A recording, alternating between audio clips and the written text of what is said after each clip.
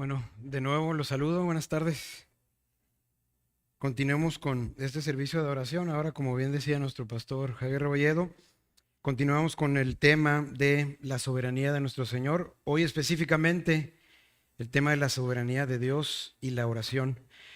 Y como decimos para el registro, hoy es domingo 28 de agosto de 2022 y el título de la predicación precisamente es ese, la soberanía de Dios y la oración. Vayan conmigo a un texto inicial en Santiago, por favor, capítulo 5.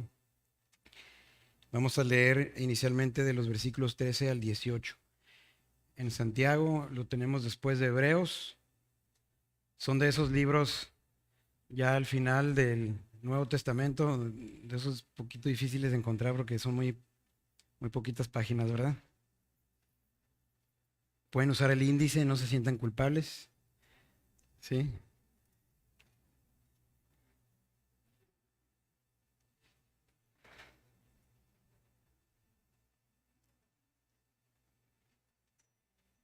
Listo, estamos ahí. Santiago, capítulo 5, versículos 13 al 18. Leemos entonces. Dice así: ¿Está alguno entre vosotros afligido? Haga oración. ¿Está alguno alegre? Cante alabanzas.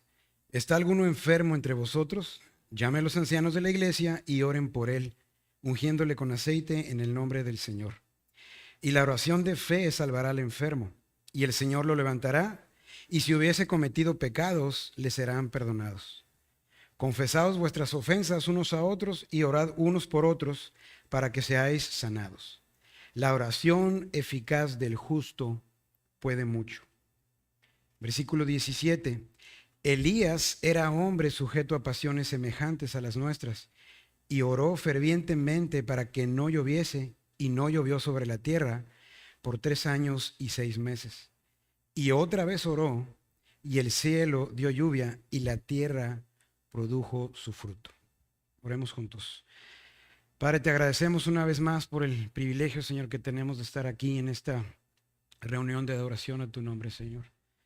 Pero una vez más nos ponemos delante de ti, pidiéndote, Señor, que tu palabra, que es poderosa, Señor, caiga en tierra fértil en nuestros corazones, Señor. Padre, te pido que me uses, usa mi boca para hablar fielmente, Señor, tu voluntad.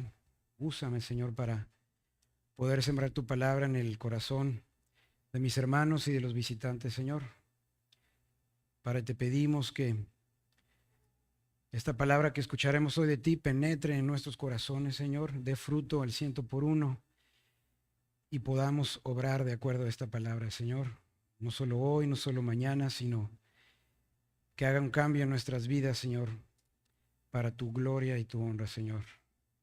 En Cristo Jesús te lo pedimos, Padre bendito. Amén. Bueno, el tema de la soberanía, pues básicamente estamos ya en la recta final. Este es el penúltimo tema que en este verano vamos a hablar de la soberanía de Dios. A manera de repaso muy rápido, les recuerdo que hemos hablado de la soberanía de Dios, que esto es que Él tiene control de todas las cosas desde ayer, hoy y para siempre. Hablamos de que Él es soberano en su creación, Él creó todas las cosas, Él es soberano en la administración de la creación, Él es soberano en la salvación, no podemos salvarnos a nosotros mismos, Él es el único que tiene el poder para perdonar pecados, para justificarnos por la obra de Cristo y para salvarnos. Sabemos también que Él es soberano en la reprobación, esto es, Él definió quién habría de conocerlo, quién habría de creer en su palabra y quién se rebelaría contra Él. También sabemos que Él es soberano en la operación de todas las cosas, de todo el mundo, de los gobiernos, de la tierra, de nuestro corazón. Y también estuvimos estudiando que Él es soberano sobre la voluntad humana, pero que también tenemos una responsabilidad. El hecho que Él sea soberano no nos exime de la responsabilidad que tenemos como hombres, como mujeres, para responder a su llamado. Y el día de hoy hablaremos de eso, parte de la responsabilidad que tenemos de acudir a Dios en oración, de acudir al Dios soberano en oración. Ese ha sido el tema y no es la excepción en la oración. Y es muy importante que en el tema de la oración reconozcamos también que la oración nunca puede ser alrededor de nosotros mismos. ¿Sí? La oración también tiene que ser con respecto a Dios, a su creación, a su obra, a su deidad. Y por lo tanto la oración no puede ser moldeada y formada por nuestros sentimientos, por nuestros pensamientos, por lo que queremos obtener, por lo que queremos lograr. Y es un tema muy delicado porque pues todos oramos, ¿verdad? Pero el problema es que la mayoría de las veces oramos por nosotros, con respecto a nosotros mismos y para nosotros. Y de una manera muy sutil, incluso buscamos cómo orar mejor, ¿verdad? ¿Cómo puedo orar mejor? ¿Cómo puedo hacerlo bien? ¿Cómo puedo mover el corazón de Dios para que me escuche y entonces obre en lo que le estoy pidiendo? Y nos olvidamos o dejamos de lado que Él también es soberano en nuestra oración. ¿Sí? Hay muchas incluso prédicas, muchos videos, mucha literatura cristiana que tristemente enfatiza y sobreenfatiza el desempeño de los cristianos en la oración. Si oramos así, entonces va a suceder esto. Si oras así, el corazón de Dios va a ser movido. ¿Verdad? Escuchamos eso, ¿no? El poder, la oración tiene poder para cambiar el corazón de Dios. Podemos influir en el Señor porque Él va a escuchar nuestro clamor, Él va a escuchar nuestro corazón apasionado por Él, nuestra fe. Y nuestra fe puede mover montañas, ¿no? Hay muchas porciones de la palabra que son verdades, pero las distorsionamos, las sacamos de contexto y se vuelven más, esas que son verdades se convierten en eslogans, ¿no? O frases así muy triunfalistas de que tenemos el poder para lograr muchas cosas a través de la oración.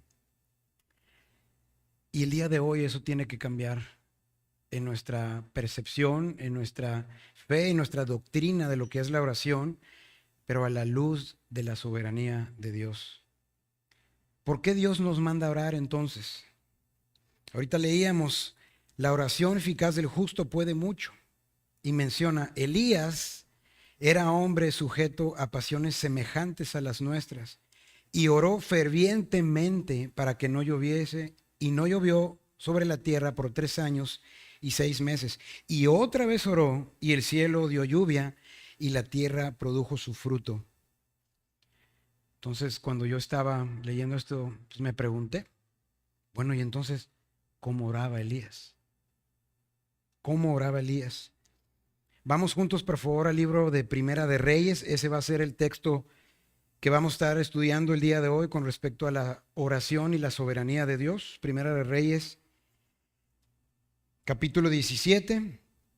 En lo que lo buscan, de hecho vamos a leer del 18, pero es importante que estemos situados ahí. En lo que ustedes buscan, Primera de Reyes, capítulo 18, voy a comentar algo sobre el contexto de lo que vamos a estar leyendo. Es una porción bastante extensa, sería difícil leerla toda. Por eso les voy a resumir el contexto histórico, cultural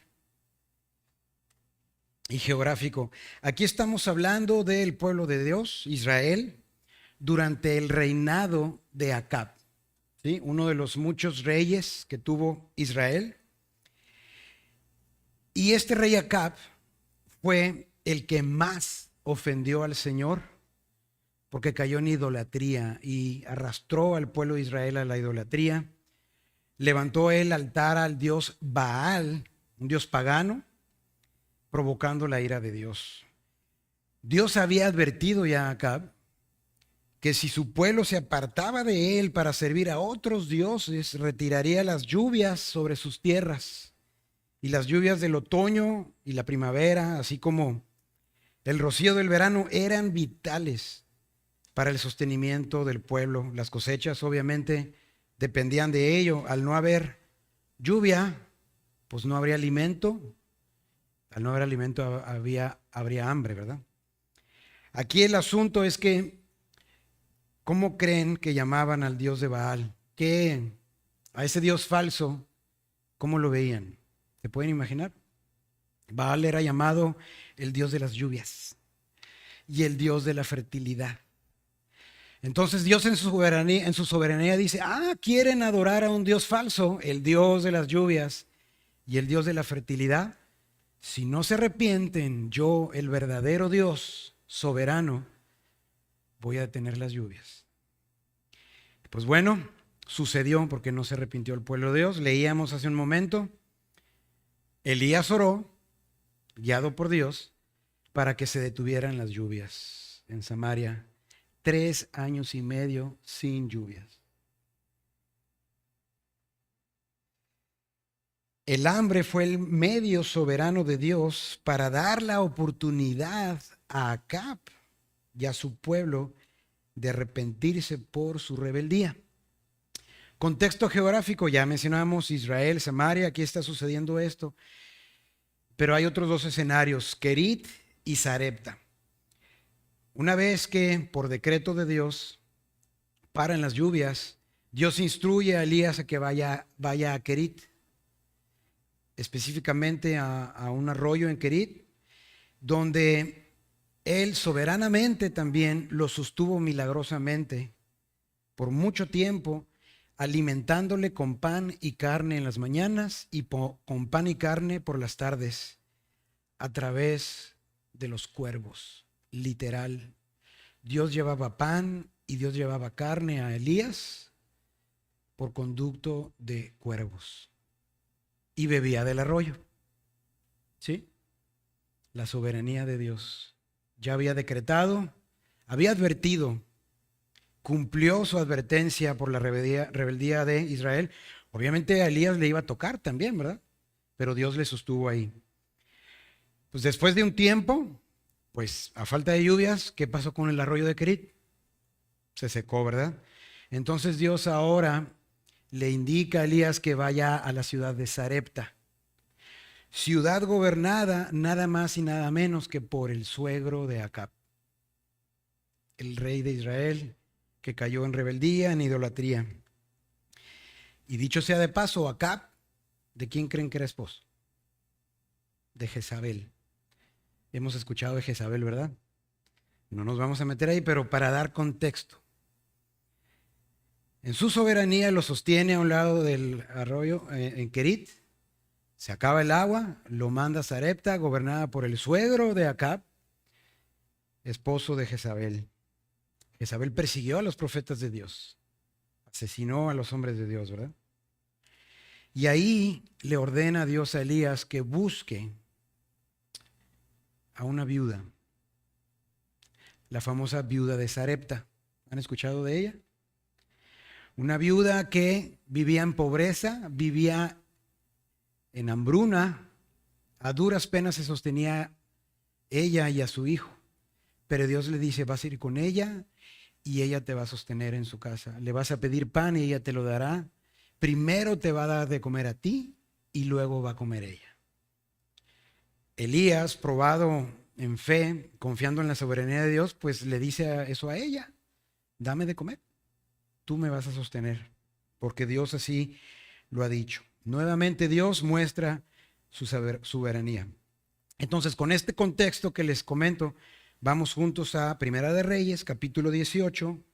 Vamos a leer de los versículos 20 al 24. 18, 20 al 24. Dice así. Cabe mencionar, termina este tiempo, Dios le dice a Elías, ve de regreso y enfrenta a Acab. ¿Sí? Enfrenta a Acab después de estos 3 años y medio aproximadamente, ¿verdad? Entonces lo que vamos a leer ahorita es cuando ya Elías regresa a Acab. Versículo 20, capítulo 18, Primera de Reyes. Entonces Acab convocó a todos los hijos de Israel y reunió a los profetas en el monte Carmelo. Y acercándose Elías a todo el pueblo, dijo: ¿Hasta cuándo claudicaréis vosotros entre los dos pensamientos? Si Jehová es Dios, seguidle, y si Baal, id en pos de él. Y el pueblo no respondió palabra. Y Elías volvió a decir al pueblo: solo yo he quedado profeta de Jehová, mas de los profetas de Baal hay 450 hombres. Dénsenos pues 2 bueyes y escojan ellos uno y córtenlo en pedazos y pónganlo sobre la leña, pero no pongan fuego debajo. Y yo prepararé el otro buey y lo pondré sobre la leña y ningún fuego pondré debajo. Versículo 24.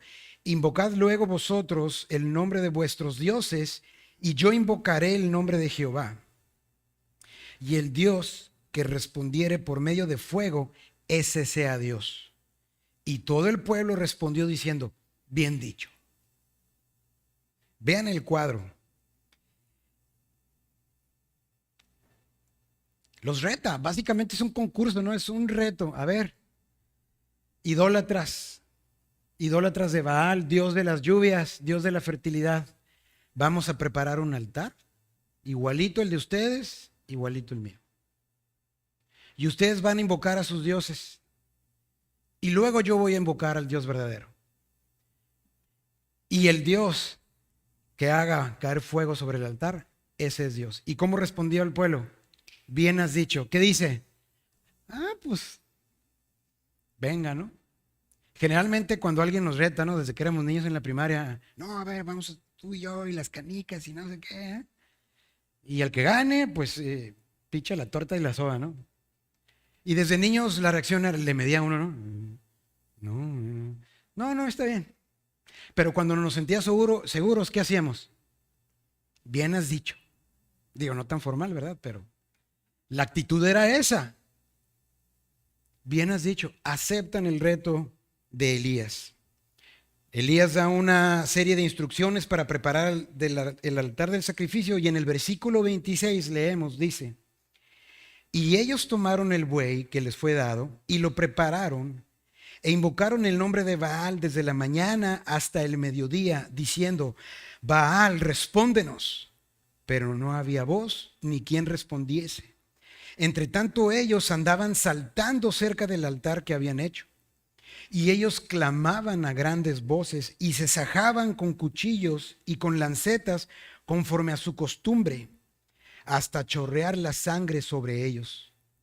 Pasó el mediodía y ellos siguieron gritando frenéticamente hasta la hora de ofrecerse el sacrificio, pero no hubo ninguna voz, ni quien respondiese, ni escuchase.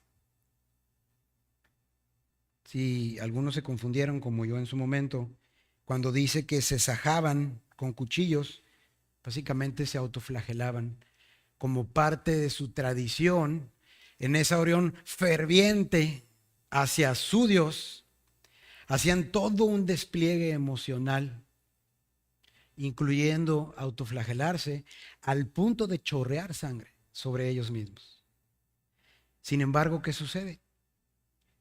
No hubo voz que se escuchara, nadie respondió.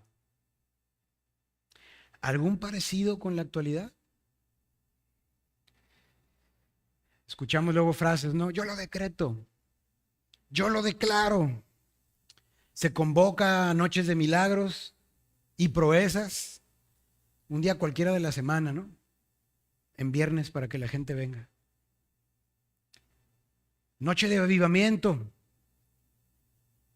Y eso es tan solo un ejemplo de el engaño en el que se vive, ¿no? ¿Quién es soberano sino Dios para decretar las cosas? ¿Sí? Ya vamos viendo perspectiva, ¿verdad? Entonces Elías, después de que ellos hacen todo ese despliegue, confiando en su Dios falso y confiando en su propio desempeño, pues no pasa nada. Elías entonces arregla el altar que estaba arruinado después de todo ello. Y leemos a partir del versículo 36 qué sucedió. Cuando llegó la hora de ofrecerse el holocausto, se acercó el profeta Elías y dijo: Jehová, Dios de Abraham, de Isaac y de Israel, sea hoy manifiesto que tú eres Dios en Israel y que yo soy tu siervo y que por mandato tuyo he hecho todas estas cosas. Respóndeme, Jehová, respóndeme, para que conozca este pueblo que tú, oh Jehová, eres el Dios y que tú vuelves a ti el corazón de ellos. Entonces cayó fuego de Jehová y consumió el holocausto, la leña, las piedras y el polvo, y aún lamió el agua que estaba en la zanja.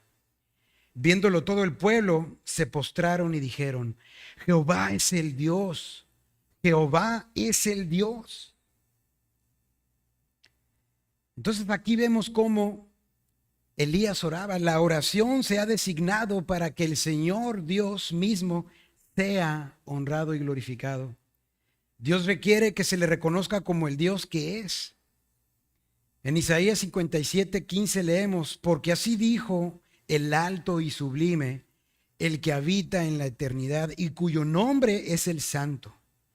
Yo habito en la altura y la santidad, y con el quebrantado y humilde de espíritu, para hacer vivir el espíritu de los humildes y para vivificar el corazón de los quebrantados. Entonces aquí vemos, apunten, el primer rasgo de la oración que debemos nosotros siempre buscar en nuestros corazones: humillarnos a nosotros mismos y reconocer la deidad del Dios soberano cuando oramos.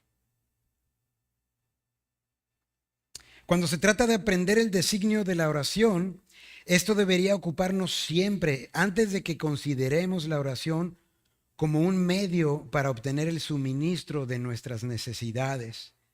La oración ha sido designada por Dios para nuestra humillación.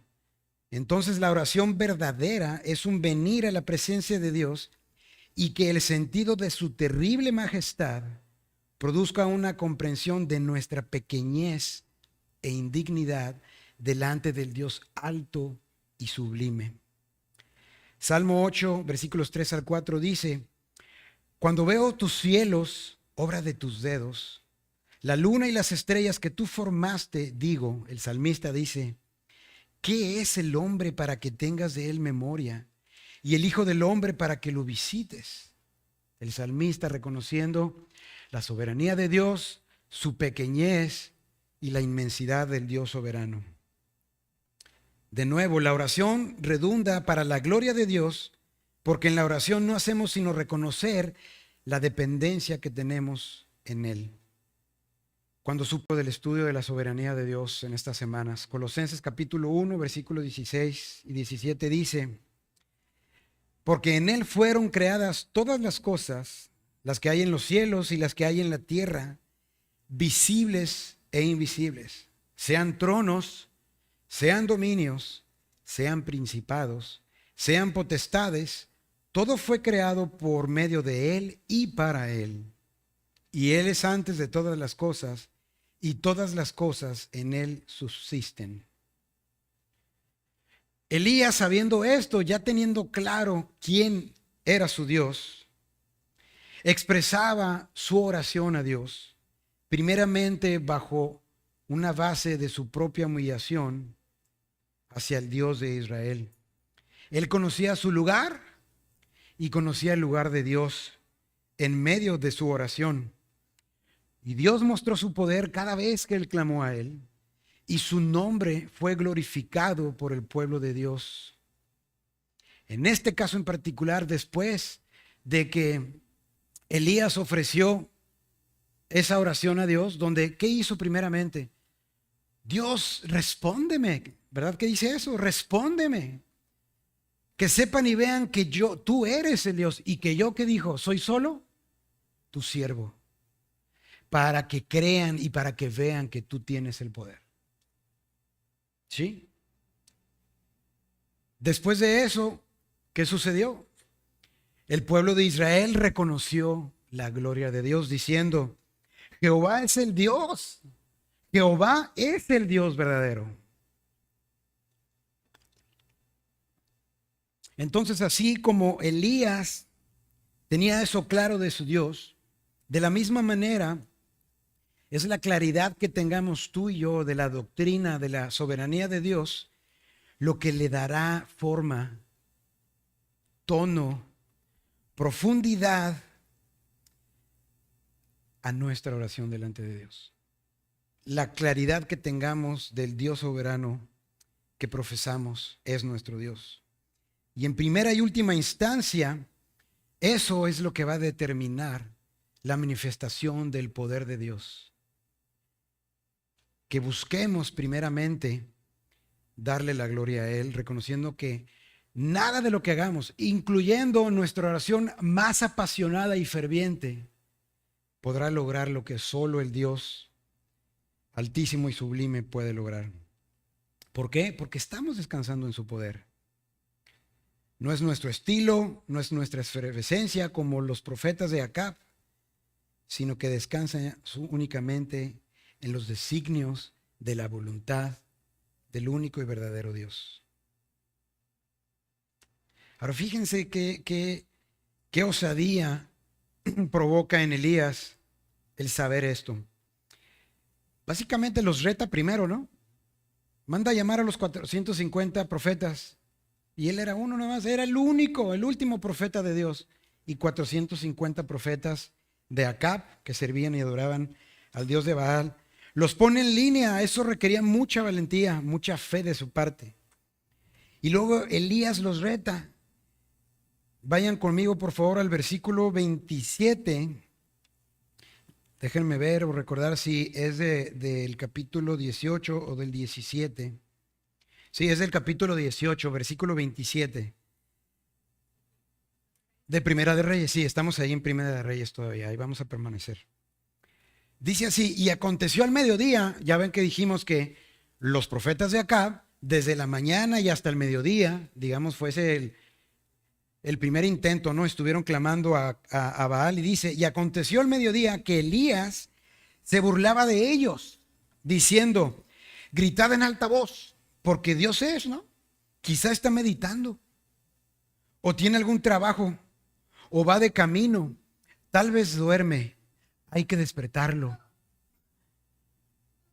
Imagínense qué valentía de Elías, burlándose, no solo los había retado, burlándose de los profetas, 450. Despiértenlo, levanten más la voz, a lo mejor anda por allá y no los escucha.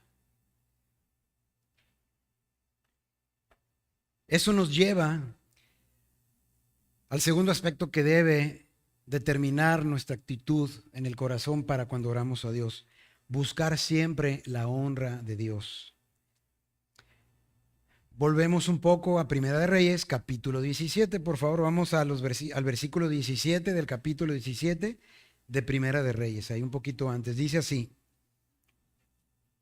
Después de estas cosas, aconteció que cayó enfermo el hijo de la ama de la casa. Se refiere a la viuda de Sarepta. Y la enfermedad fue tan grave que no quedó en él aliento. Murió el hijo de la viuda. Y ella dijo a Elías, ¿qué tengo yo contigo, varón de Dios? ¿Has venido a mí para traer a memoria mis iniquidades y para hacer morir a mi hijo? Él le dijo, dame acá tu hijo. Entonces él lo tomó de su regazo y lo llevó al aposento donde él estaba y lo puso sobre su cama. Y clamando a Jehová, dijo, Jehová Dios mío, ¿aún a la viuda en cuya casa estoy hospedado has afligido, haciéndole morir a su hijo?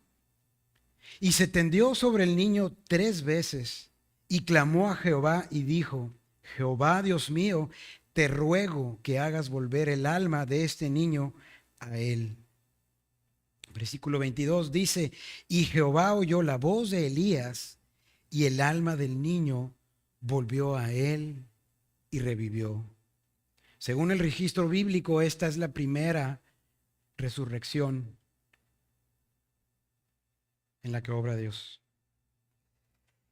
Tomando luego Elías al niño, lo trajo del aposento a la casa y lo dio a su madre y le dijo Elías, mira, tu hijo vive.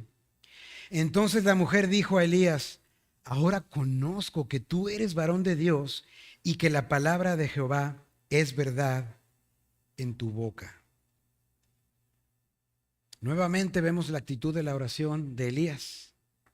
Nunca antes Dios había resucitado a nadie. No podemos decir que Elías tenía una referencia de un milagro tan específico como la resurrección de alguien, ¿verdad? Sin embargo, Elías acude a Dios y le dice, ¿aún a ella le va a tocar vivir esta tragedia? O sea, ya van 3 años y medio. Ha habido muerte, ha habido hambruna, y aún a ella que tú has usado, Dios, para sostenerme, aún a ella la vas a afectar. Su hijo acaba de morir y ruega nuevamente, clama a él, y Dios le concede y resucita al niño. Nuevamente Elías reconoce la soberanía de Dios, clamando, reconociendo su propia incapacidad y apelando a la misericordia de Dios, ruega por su vida. Nuevamente demostrando concluyentemente que Jehová era el único Dios verdadero y que Él era su profeta. Hace un momento les mencionaba, el Dios falso Baal era el Dios de la lluvia y Dios de la fertilidad.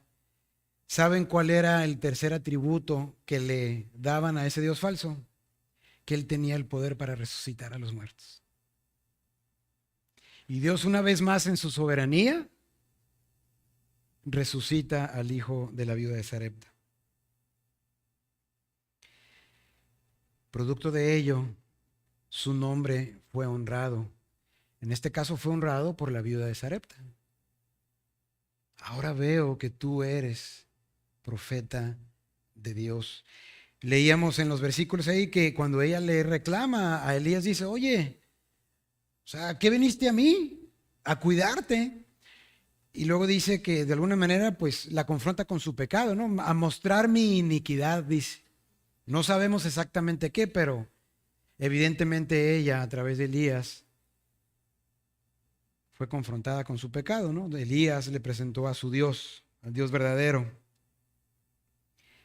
Entonces esto nos lleva a la pregunta, ¿de dónde sacó Elías esa seguridad? Fue un atrevimiento haber hecho todo eso. Pedir por la resurrección del niño, retar a 450 profetas, burlarse de ellos. Simplemente Elías ejercitó su fe a través de los muchos meses de dependencia diaria en Dios, tanto en el arroyo de Querit hasta que ya no hubo agua, mientras recibía pan y carne en la mañana y en la tarde, y durante su estadía en Sarepta, siendo sostenido por una viuda que vivía en hambruna. En uno de los versículos describe cómo ella fue obediente y le dijo, pues bueno, aquí está, pero le dice, oye, pues yo solo tengo un poco de harina y tengo un poco de aceite, y es todo lo que tengo. Tómalo, y luego yo comeré, y dice ahí de manera increíble, para morir conmigo y con mi hijo. Elías entonces le dice, ve y haz lo que Dios ha dicho, que no faltará pan, no faltará alimento. Y un milagro muy similar a lo que vemos en el Nuevo Testamento, estuvo multiplicando la harina y el aceite de la viuda y no se acabó por largo tiempo. Nuevamente Dios, el verdadero Dios de la lluvia, de la fertilidad y de la resurrección, como de todas las demás cosas, mostró su soberanía. Al respecto, Arthur W. Pink dice que la oración da gloria a Dios y se ve aún más por el hecho de que la oración hace que la fe se ponga en práctica y nada de nosotros es tan honroso y agradable a Él como la confianza de nuestros corazones. Cuando nuestra fe está ejecutada, mis hermanos, esta nos da seguridad. Es una especie de osadía como la de Elías, pero una osadía santa, podemos decir. No es una osadía carnal que descansa en nuestro emocionalismo, en nuestra efervescencia y en un despliegue de cosas que nos hace sentir que nuestra oración es una oración poderosa, que es eficaz.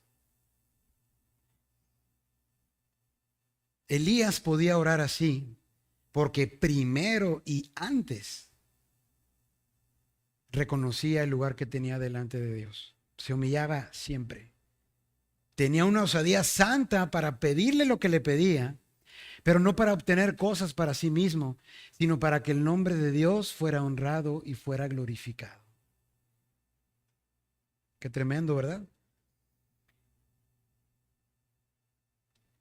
Entonces, la oración eficaz del justo puede mucho, toma una dimensión totalmente distinta cuando escuchamos esto, ¿verdad? Da la dimensión correcta, entendiendo que la oración eficaz del justo lo es cuando primero clama en humildad a Dios, al Dios verdadero, reconociéndolo como soberano y en consecuencia deseando que su nombre sea glorificado y honrado. Entonces, cualquier oración enérgica y apasionada de los hombres piadosos de Dios tiene el poder para lograr muchas cosas. No la oración en sí misma, es el poder de Dios exclusivamente, porque descansa esa oración en el poder y la voluntad del Dios soberano. ¿Qué es contrario a honrar a Dios? Ustedes díganme, ¿qué es contrario a buscar la honra de Dios? La vanagloria, la autoexaltación. Como parte de toda la instrucción que dio Elías al pueblo cuando ya era su turno de clamar a Dios, versículo 34 de capítulo 18 de Primera de Reyes, vean lo que dice. Versículo 34, donde estamos, dice, y dijo, llenad 4 cántaros de agua y derramarla sobre el holocausto y sobre la leña. Y dijo, hacedlo otra vez. Y otra vez lo hicieron. Dijo aún, hacerlo la tercera vez. Y lo hicieron la tercera vez. Versículo 35. De manera que el agua corría alrededor del altar y y también se había llenado de agua la zanja. Elías les instruye, ya después del holocausto, prácticamente les dice, empapen la madera. Échenle más agua. 3 veces les dice, échenle más agua. Al grado que se derrama y llena la zanja alrededor. No sé de qué tamaño era la zanja, pero pues era una zanja, ¿verdad? No era así como que con el dedito. ¿En qué cabeza cabe? O sea, hasta un niño de primaria sabe que la madera mojada jamás va a prender fuego. Deja tu mojada con cierta humedad y ya no va a haber fogatita, ¿verdad? ¿Cómo entonces Elías les pide eso? Es parte de su reto, es parte de una osadía santa que buscaba que el nombre de Dios fuera glorificado. Y para que no quedara lugar a dudas, que cuando Dios manifestara su presencia y descendiera fuego desde los cielos, no iba a ser absolutamente por ningún tipo de truco de hombre para que se encendiese. Nuevamente, porque él deseaba que el nombre de Dios fuera honrado. Por lo tanto, que quede claro que yo no tengo nada que ver en lo que está a punto de suceder. ¿Se fijan? Esa misma actitud prevalece de humildad, reconociendo al Dios soberano, deseando que el nombre de Dios sea honrado y glorificado. Aún en contra de los principios de la física, ¿no? Entonces volvemos al asunto práctico de nuestra vida, no por gritar, no por azotar la planta del pie y decretar esta cosa y la otra y reclamarlas como hijos de Dios, vamos a lograr absolutamente nada en nuestras propias fuerzas.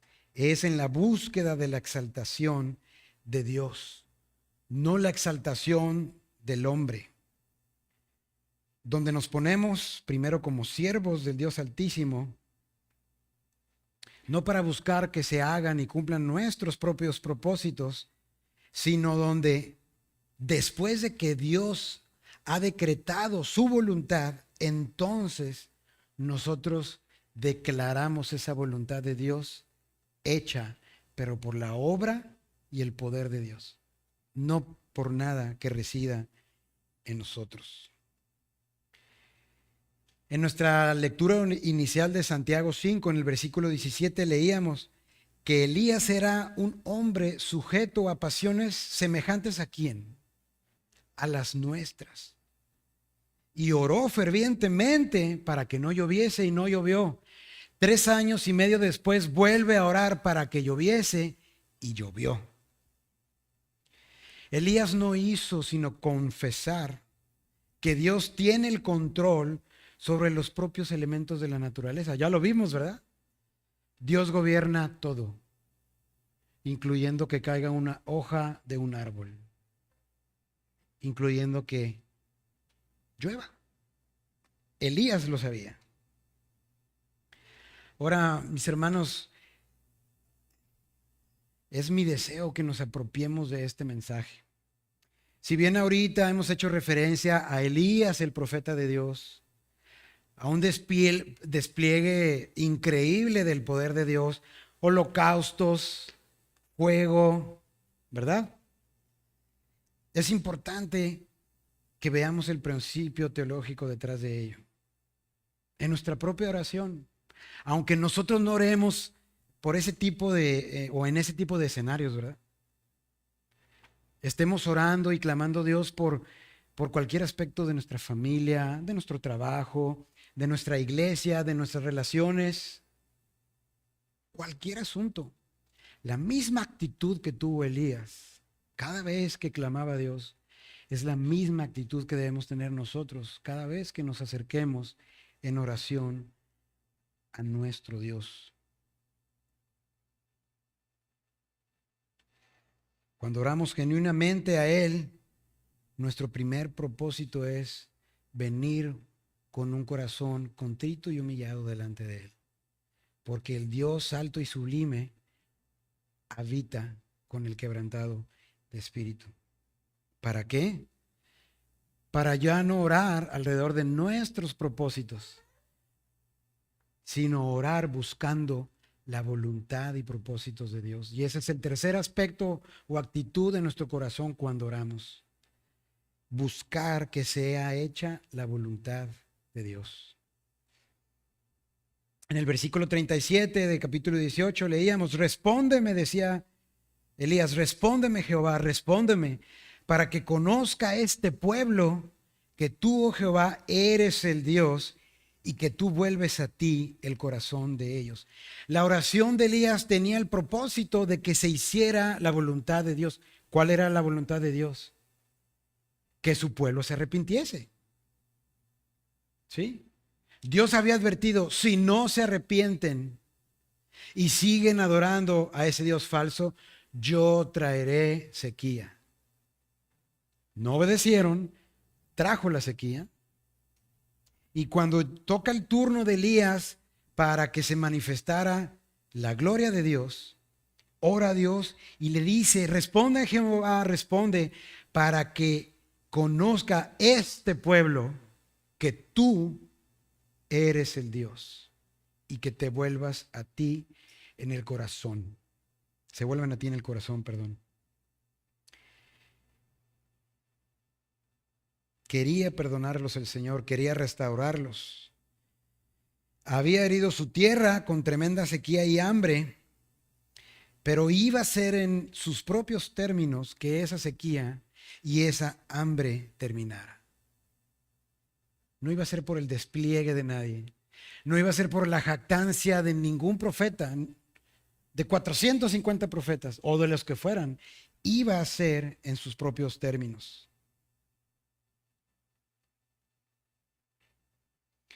Y esto es tremendo, es una confrontación a cada uno de nosotros, porque aun como cristianos, muchas veces oramos y reclamamos las promesas de Dios y honesta y genuinamente creemos que Dios es un Dios fiel. Hoy cantábamos, ¿no? Día a día tú has sido fiel. No has fallado y no fallarás. ¿Verdad que cantamos eso hace rato? Sin embargo, al mismo tiempo de estar orando por Dios, por algún asunto y confesando su fidelidad, al mismo tiempo estamos viviendo en pecado. O simplemente estamos fuera de la voluntad de Dios en alguna o en algunas áreas de nuestra vida. Y usamos expresiones como la oración del justo puede mucho, la oración, mi oración va a mover el corazón de Dios, como si fuera una especie de fórmula. Pero estamos en completa desobediencia delante de Dios. Estamos en rebeldía. Oramos, pero no actuamos de acuerdo a esa oración. Seguimos nuestros propios caminos. Seguimos en nuestra necedad, en nuestro orgullo y en nuestro pecado. Pero queremos que Dios responda. Vamos juntos a Segunda de Crónicas, por favor, capítulo 7, para que veamos claramente este espíritu de humildad delante de Dios, que es el que debemos tener.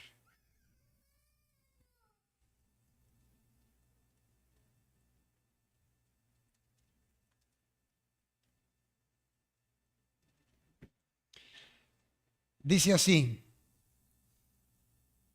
si se humillare mi pueblo sobre el cual mi nombre es invocado, y oraren y buscaren mi rostro y se convirtieren de sus malos caminos, entonces yo oiré desde los cielos y perdonaré sus pecados y sanaré su tierra.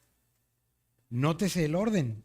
Si se humillare, si me invocan, si oraren, si se arrepintieren, entonces yo oiré y los perdonaré y sanaré. Aquí entonces está el designio de la oración. No es que la voluntad de Dios pueda ser alterada, sino que ésta puede ser cumplida en el tiempo y forma de Dios.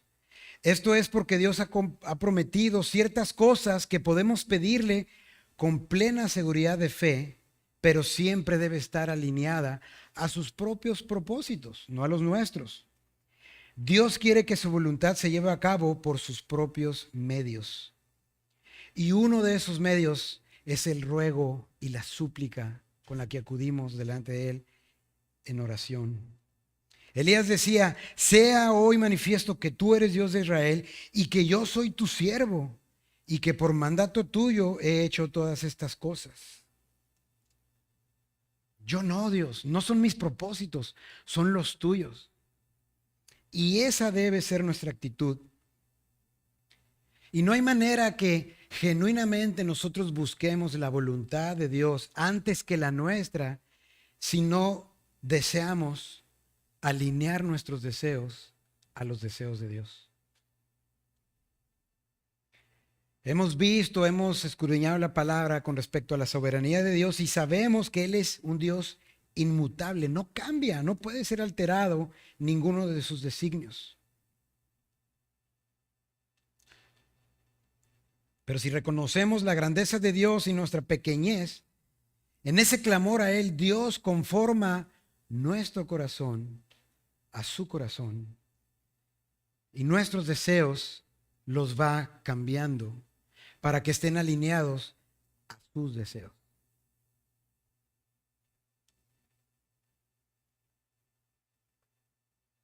Entonces nuestros decretos, nuestros clamores a Dios, nuestras declaraciones deben ser siempre en función de nuestra convicción en el poder y obra de Dios, pero no para nosotros pretender influirlo, pretender que Él cambie sus designios, sino porque creemos en su voluntad, conociendo su voluntad. Y entonces Él mueve los deseos de nuestro corazón y los alinea a esa voluntad suya. Y entonces, en vez de buscar la exaltación y la pretensión de que Dios someta su voluntad a la nuestra, nosotros sometemos nuestra voluntad a la suya. Nosotros somos siervos y Él es Dios, no al revés. Luego nosotros oramos como si Dios fuera nuestros siervos. Y eso no puede ser.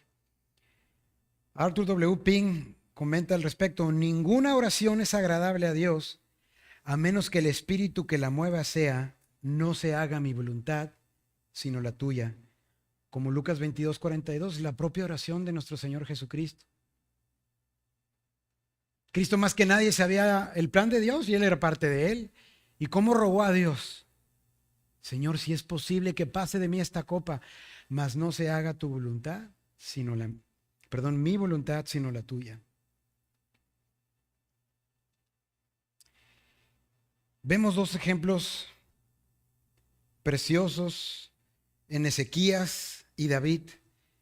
Por cuestiones de tiempo no lo vamos a leer, pero les voy a pedir por favor que lo apunten. Lean en casa Segunda de Reyes, capítulo 20 de los versículos 1 al 11 y Segunda de Samuel, capítulo 12, versículos 13 al 31. La primera porción nos habla cómo Ezequías sabía que iba a morir. Dios decretó y Dios le hizo saber que iba a morir. Y Ezequías clama a Dios y le pide que no muera. Le pide que extienda su vida. Y Dios concede esa oración y prolongó su vida 15 años. Ahí ustedes van a ver el contexto en esa cita. En 2 de Samuel leemos cómo David también recibió palabra de Dios y profecía de que su hijo iba a morir. Y David oró a Dios de igual manera, rogándole que su hijo viviera, que su hijo prevaleciera. Y nos describe esa porción como él ayunaba y oraba y estaba en tremenda aflicción. Sus siervos ni se le acercaban. Pero llega un día que muere su hijo. Y sus siervos dicen, ¿quién le dice? Porque cuando su hijo vivía, ha estado en esa tremenda aflicción. Ahora que le digamos que murió, imagínense cómo se va a poner. David escucha y les pregunta, ¿acaso mi hijo ha muerto? Le dicen, sí, ha muerto. Y de una manera tremenda muestra cómo David va a sus aposentos, se lava, se baña, se acicala y de ese momento en adelante continúa con su vida normal. Se impresionaron y dicen, a ver, ¿cómo? O sea, y le dicen, ¿cómo es que estabas tan afligido? Y ahora ya te dimos la noticia y tu luto se acabó. David les responde, mientras mi hijo vivía, yo clamaba a mi Dios, pidiendo su misericordia. Pero Dios ya dijo, Dios ya obró y su voluntad se manifestó. Dios determinó que su hijo muriera. Entonces, ¿qué dice David? Ya no hay nada que hacer. David abrazó la voluntad de Dios. En ese momento David dijo, los deseos de Dios son por tanto ahora mis deseos. Se llega a su esposa y fruto de ello se concibe a Salomón. Y sabemos que Salomón, como linaje de David, era parte del designio perfecto de Dios para su pueblo, que a través del reino de David y su descendencia, sus promesas a ese Dios de Abraham, de Isaac y de Jacob, como oró Elías en una de sus oraciones, iba a ser su obra. Luego muchas veces decimos, Señor, yo te pido esto para que tu nombre sea exaltado. Haz esto, Señor, para que mi familia crea en ti y se conviertan. Señor, haz esto para que yo no me vea avergonzado. Son líneas que leemos en la Biblia, ¿verdad? De hombres de Dios y las adoptamos como si fueran clichés o karmas, fórmulas de oración. Señor, yo les he dicho que tú eres grande, entonces concédeme esto para que yo no quede mal, Señor. Tremendo. Entonces, ¿cómo es tu oración? ¿Cómo es mi oración? ¿Oras para ti? ¿U oras para el Dios soberano, para Jehová? ¿Oras para que te muestre su voluntad? ¿U oras para que tus deseos sean alineados a su voluntad?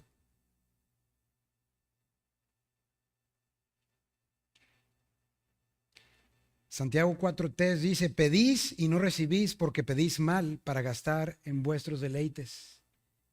Juan 16:23, de cierto os digo que todo cuanto pidieres al Padre en mi nombre, Él os lo dará. pero debemos pedir en el nombre de Cristo, pero es imposible que pidamos las cosas en el nombre de Cristo si no las pedimos alineadas a la voluntad de Cristo. Entonces el poder de nuestra oración nunca, jamás va a residir en nada que haya en nosotros. Siempre va a residir en nuestra humillación, en nuestro reconocimiento de su deidad, con el deseo de que su nombre sea glorificado, su nombre sea honrado, de que su voluntad sea hecha y por lo tanto yo tener el privilegio de estar dentro de su voluntad y que mis deseos sean alineados a sus deseos. Y entonces pedirle que haga lo que haga. Porque cuando no haga lo que yo esperaba, como David, que murió su hijo, aún así yo me goce y yo siga adelante porque abracé la voluntad de mi Dios soberano. Qué tremendo, ¿verdad? ¿Dónde estaba el corazón de Elías como profeta de Dios? Estaba en la voluntad y el poder de su Dios. ¿Dónde estaba el corazón de los profetas de Acab? En sus propios deseos, en sus propias fuerzas, en su propia jactancia. ¿Dónde está nuestro corazón cuando oramos? ¿En qué descansamos? ¿De quién dependemos? ¿En quién está nuestra fe? Es un privilegio, mis hermanos, que podamos orar. Así como es un privilegio que Dios, en su soberanía, Él predestinó a los que habían de ser sus santos.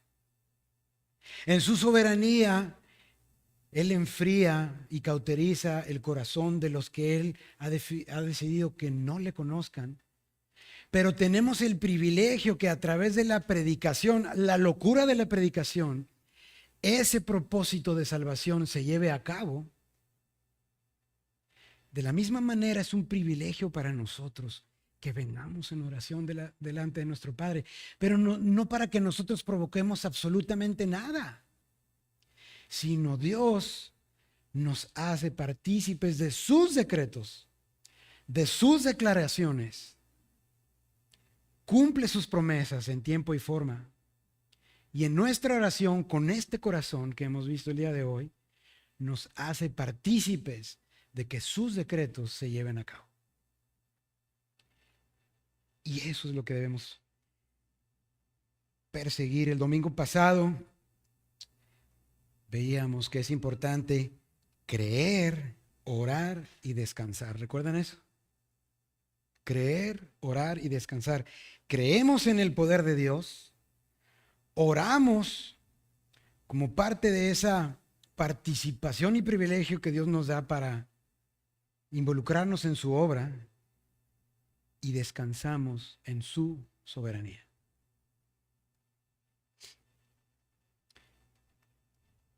Robert Haldane, escritor y teólogo escocés, dice: todas las cosas están reguladas por la dirección de la sabiduría divina y las oraciones tienen un lugar en el orden de los eventos.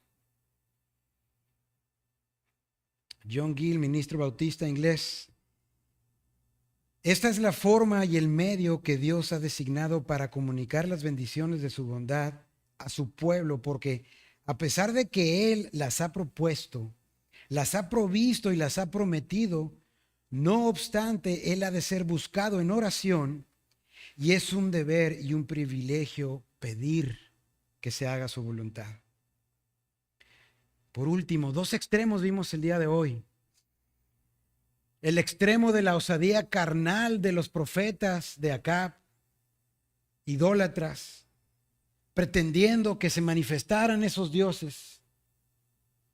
Y el otro extremo, una osadía santa de Elías, profeta de Dios, descansando en el poder del Dios soberano. Y aún nosotros podemos estar viviendo en cualquiera de esos dos extremos. Quizá no estamos en el extremo de estar haciendo declaraciones muy osadas y buscando milagros de Dios, pero nuestra propia oración cotidiana, diaria, no hay humildad en nuestro corazón, no hay jactancia, no está el deseo de que el nombre de Dios sea honrado y glorificado en nuestras vidas. No está el deseo de conocer su voluntad y que Él alinee nuestros deseos en el corazón a sus deseos. O podemos estar en el otro extremo y decir, pues entonces, ¿para qué oro? Si Dios es soberano, ¿qué caso tiene que yo ore? Que oren otros, que oren los que sí saben orar. Yo no sé orar. Y eso le da, como decíamos, estés en un extremo o en el otro, eso le va a dar la forma, la profundidad y la intensidad, todo a nuestra oración. Hemos sido exaltados por nuestro pastor el domingo pasado, ¿verdad? ¿A qué hora llegamos a la oración? Hoy Javier, nuestro otro pastor, nos lo recordó. Una confrontación tremenda. Yo me sentí confrontado. ¿Qué lugar le damos a la oración? ¿Estamos en un extremo o estamos en el otro? Debemos alinear nuestro corazón a la voluntad de Dios. Y el día de hoy vimos cuál es el espíritu de la oración de los hijos de Dios. Nuestra humildad, la exaltación de Dios, que Él sea honrado y glorificado, que se haga su voluntad y que alinee los deseos de nuestro corazón a sus deseos. Aquí está entonces la respuesta a la pregunta inicial. ¿Qué relación tiene la soberanía de Dios con nuestra oración? La oración no es pedirle a Dios que altere su propósito o que haga uno nuevo. La oración es adoptar una actitud de dependencia de Él, presentar nuestra necesidad ante Él, pedir aquellas cosas que están de acuerdo a su voluntad y por lo tanto no hay nada inconsistente entre la soberanía divina de Dios y la oración del cristiano.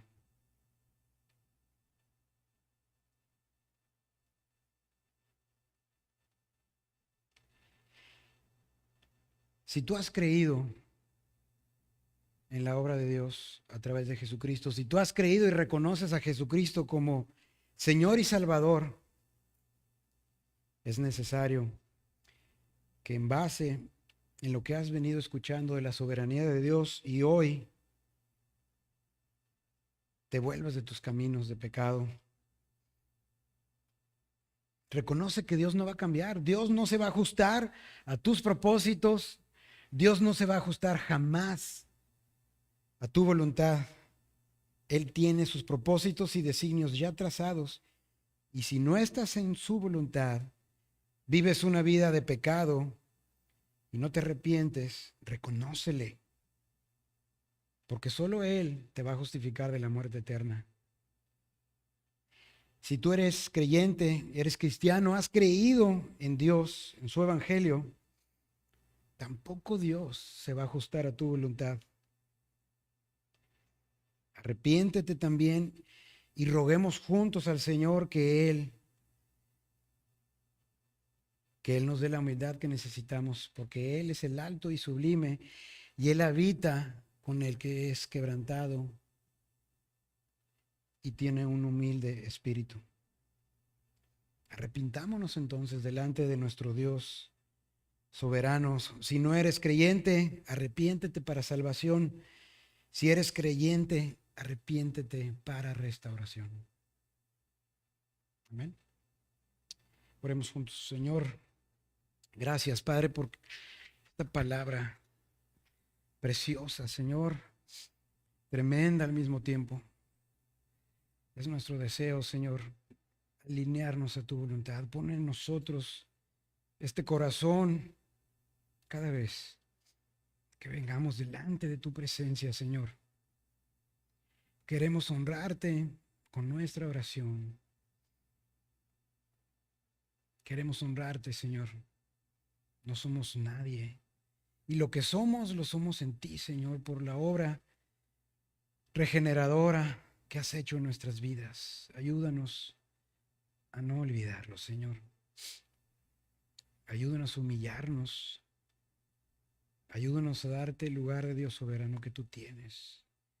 Que tu nombre sea exaltado, que tu nombre sea glorificado, sea honrado. Que nuestra oración sea siempre en Cristo Jesús, descansando en tu obra, Señor. Y que no se haga nuestra voluntad, sino la tuya, Señor. Te pedimos estas cosas en tu nombre, Jesucristo, porque sabemos que esta es tu voluntad. Amén. Amén.